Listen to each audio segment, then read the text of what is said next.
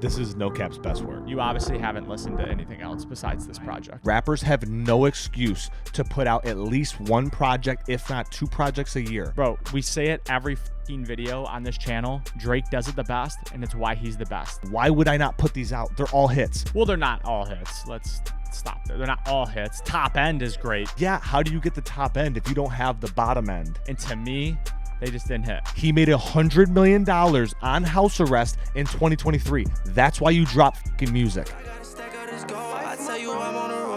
About to get all this dough. Me and no fuck niggas know. I swear to God we the ghosts. This ain't the story they told. Man, if you know, then you know. I never had to tell my dogs that we on rough for greatness. They paper getters, they want money. Welcome to The Real Oshow. If you clicked on this video, you're interested to hear two white guys talk about NoCap's project Before I Disappear. I'm one of the hosts, Zachary. Joining me as always is my partner in crime, my brother Joshua. How we feeling today? Great, baby. Let's go. Let's do it. Let's do it. So, NoCap's project, Before I Disappear, and this is a real fact about NoCap because he literally disappears, drops an album, and then disappears again, and I think that is kind of this culmination of the project in general. The project, honestly, let's start it from a 10,000-foot level. It's a great project, but it is not as good as his previous project, Mr. Crawford, and as I keep listening to it, it does get better and better, but Joshua, how do you feel about the project in general? Where could he have done better? But actually, let's start with what he did really well. I think that this is NoCap's best work. I liked Mr. Crawford. You obviously haven't listened to anything else besides this project. No, that's not true at all. I became more of a fan with his most recent project, or his last project before this, which was Mr. Crawford. I like that.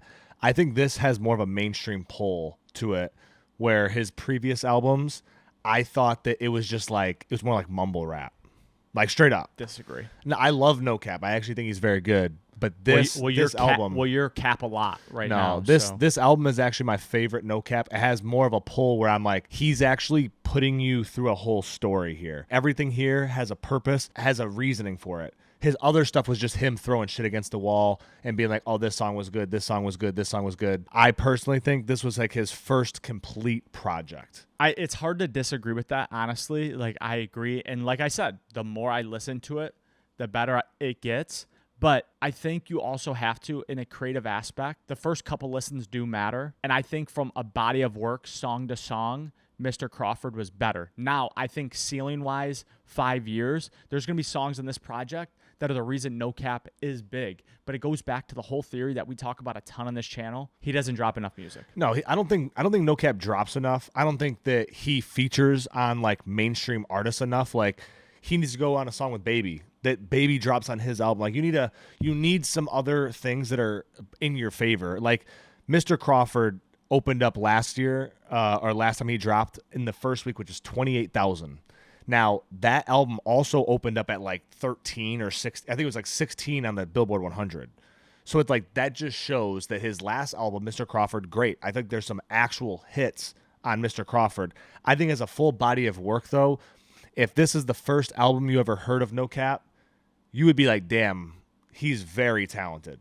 Like, I think that is what it is. I think this is a more put together studio album than his past work. Well, he is uber talented, and then it goes back to this point where he definitely has a label behind him pushing it. There's a lot more production behind his music, and that's kind of how to get mainstream, you kind of have to show the talent, and then they put you in place to then you have better production. Then they kind of structure your albums a little bit different, and that honestly, to me, especially with someone like NoCap, like, he's never going to be like Drake level, right? He's going to be just like hood rap music that's really good, can sing and rap and really flows really well. But, I think from a body of work, it's just Mr. Crawford, and it goes back to this point with music where you connect to the music more in a period of time of your life, and maybe this music just hasn't hit me yet. And I think that's the greatness about music. But Mr. Crawford was great. I think the difference between you and me on this album is, again, that's what it is. Like, you were more of a fan of NoCap than I was before this album dropped. Like,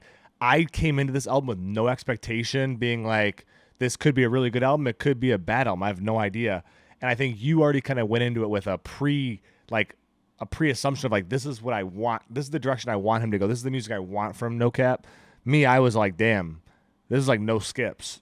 Like, I literally listened to this album with no skips. And I think that's where we should go into. I think we should tell our first, before we debate it even more, I want to get into our first, like our top 3 songs off the album, because I think that's important, like putting people onto a couple songs. Yeah, I mean, obviously the intro, Champagne, Assist, and then what was that one at the end? Die for me. Those are probably my 3. Malibu's a close favorite. You know, and I will say, in talking about just this Montgomery, Alabama area is just getting put on by Rilo, Young Blue, and obviously NoCap. I was so excited for the 2 songs with Rilo and NoCap, and to me, they just didn't hit. I'm going to be honest. That is my one critical part of the project, because it's hard to put together, 23 songs and have hits. The Rilo song, the one Rilo song, I can't remember the name at this point. The one Rilo song, what was the one we listened to before? It was Grease of Sweden. That's a good song. That one's Grease of Sweden's a good song. That one's growing on me. But I had so much hype with those 2 artists because I love them, and I just I don't know. I was just looking for something different. I didn't care for Invoice. So Invoice with Rilo, I didn't care for. But Grease of Sweden, I was like, that's a hit. It's growing on me. But I also agree. But let me sum it up again. So Champagne, Assist, and Die For Me were my top 3 off the project. I think I'm going to go Champagne. I think the first song of the album that set the tone for me, I was like, when I heard that, I was like, oh shit, this is going to be a really good album.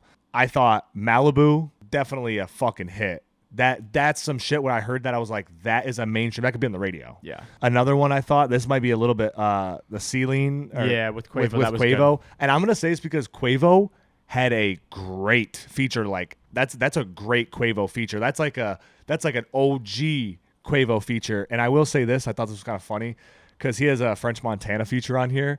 Bro, French Montana gave him the best verse he's had in 2 decades. No, I swear to God, you're so right. Bro, dude, this is the best French Montana feature in 2 decades.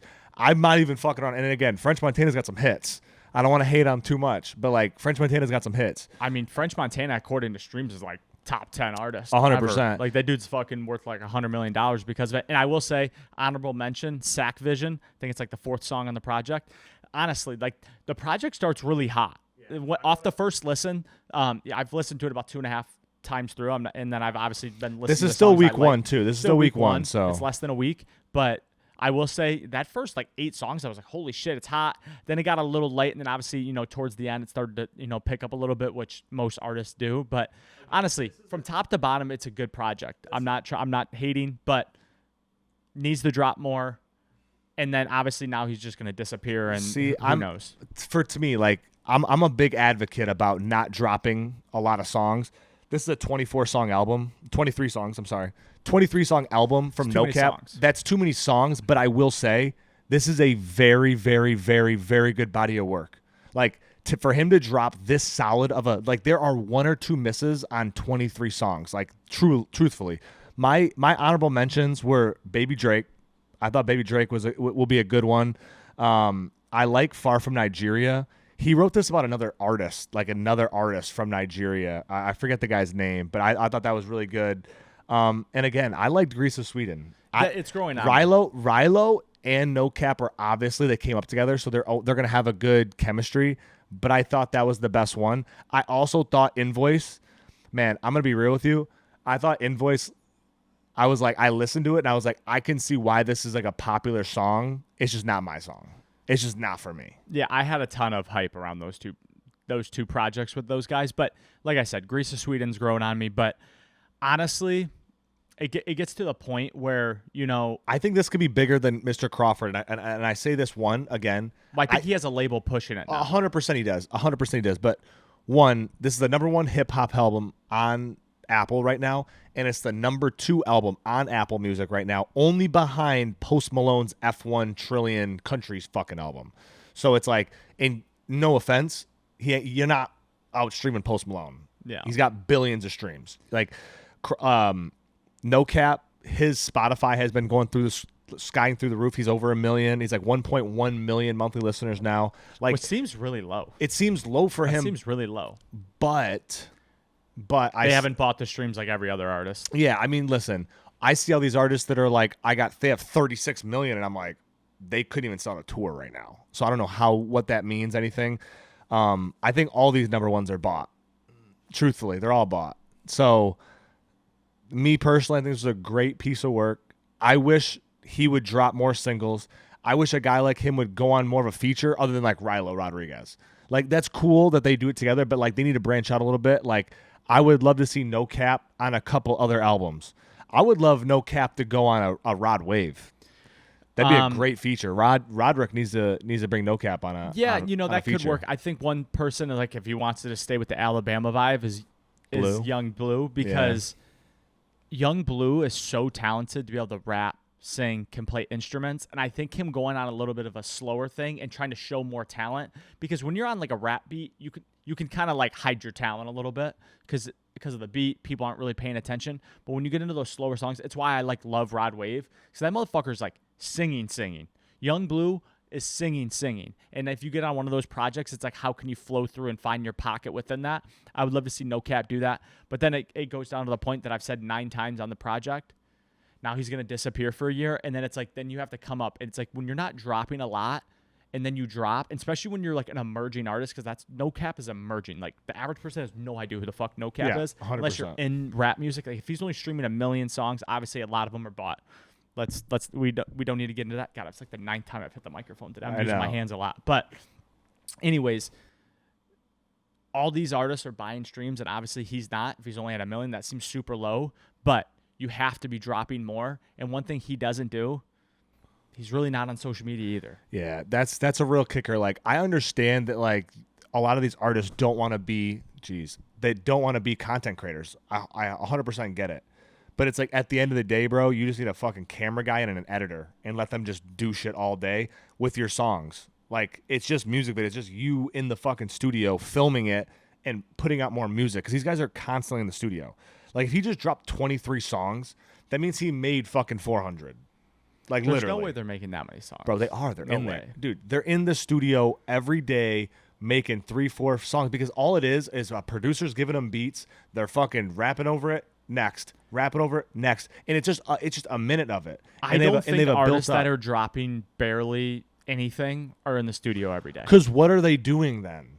What are you fucking doing, dude? What are you doing? Whatever. That's what I'm saying. Like, what are you doing? I disagree.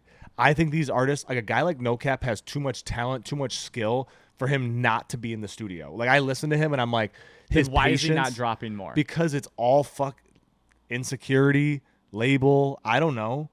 Like, listen, people right now are coming at Drake because they say that he's only dropping because, like, the only way he drops now is he'll leak it. If people fuck with it, then he'll drop it.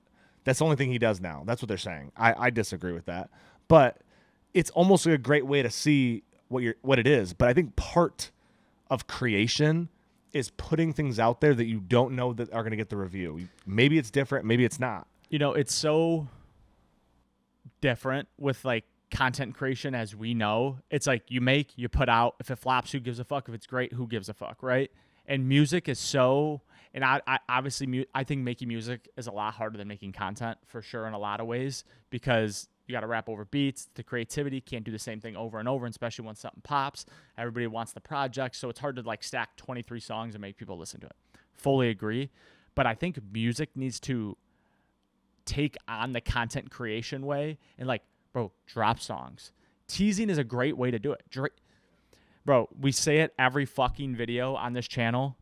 Drake does it the best, and it's why he's the best. Tease it, drop it. Who gives a fuck? Like, who cares if it fails? Like, you got to get your streams up, because like a song everybody hates might onboard 100 fans, and that 100 fans become your biggest fucking fan. Lil Yachty's biggest song in the last fucking 10 years was a song that someone who hacked him was like, yo, I'm gonna drop this. So Yachty just dropped it, and it was a viral fucking song. So it's like, you don't know what's going to happen. Right? Yeah, Poland.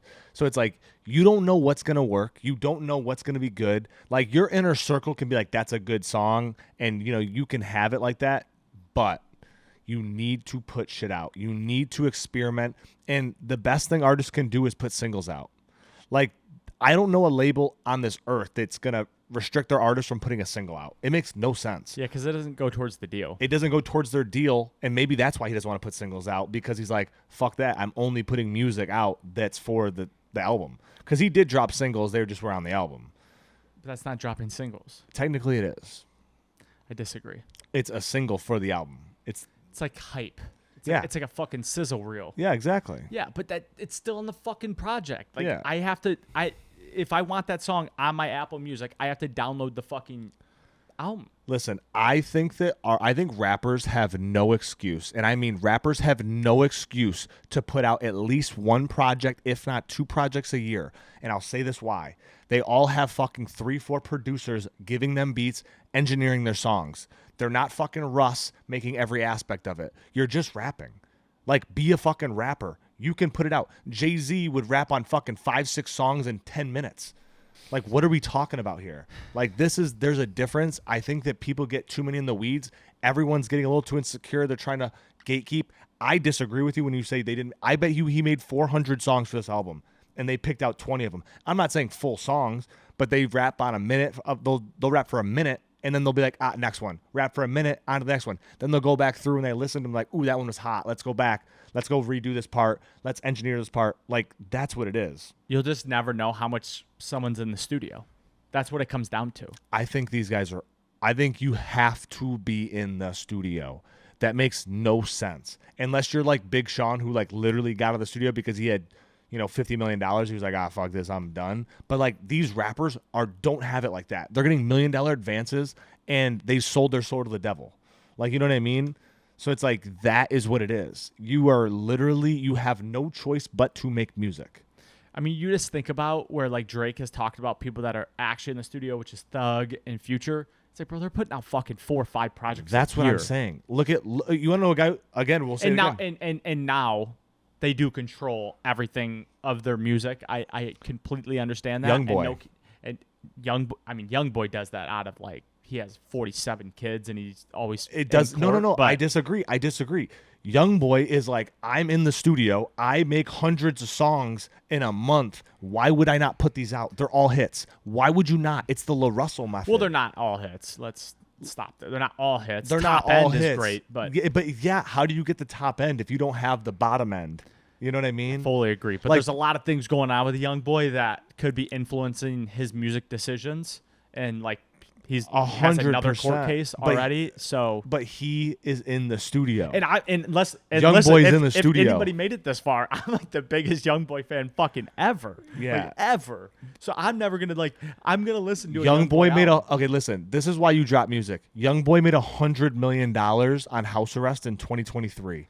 He made $100 million on house arrest in 2023. That's why you drop fucking music right there. I had to be at least $1 million of that. Streaming House Arrest Tings is a song by him, which is like one of my favorite songs. Dude, I'm telling you right now, if you made $100 million off of that, and now don't get me wrong, Youngboy is more talented than 99% of artists. I will say that. But it's a piece, right? The La Russell. He is a very talented artist. He makes music and he drops music. Guess what? He's making more money than probably 90% of artists that have a contract. You know what I mean? Like, and that is where it is. He doesn't have that label push. He doesn't have people pushing his album, but at the same time, he's keeping everything. And I think that's more powerful, right? In the end, he owns everything. I mean, I agree. I think there's a happy medium to dropping 8 projects and dropping 3, like top end ones. I fully agree with that. But honestly, if you made it this far, drop a like, leave a comment, subscribe. We love you because not many people get this far, but maybe in 5 years this video will blow up. And if you did make it this far, comment wristband and we will send you a wristband of the Real Oshow for free on us. So let us know. Comment wristband. We will leave an email. I don't give a fuck. Leave whatever. Leave an email. You can tweet at us. Comment it under one of our social media posts. I don't give a fuck. But if you say wristband, we will send you a Real Oshow wristband because you're clearly a loyal member of the team. Tip, we'll for sure give you one. You don't have to comment, but we'll take the comment regardless. But yeah, awesome, guys. Until next time. I gotta stack out this gold. I tell you I'm on the road. About to get all this dough. Me and no fuck niggas know. I swear to God we the ghosts. This ain't the story they told. Man, if you know, then you know. I never had to tell my dogs that we on rough for greatness. They pay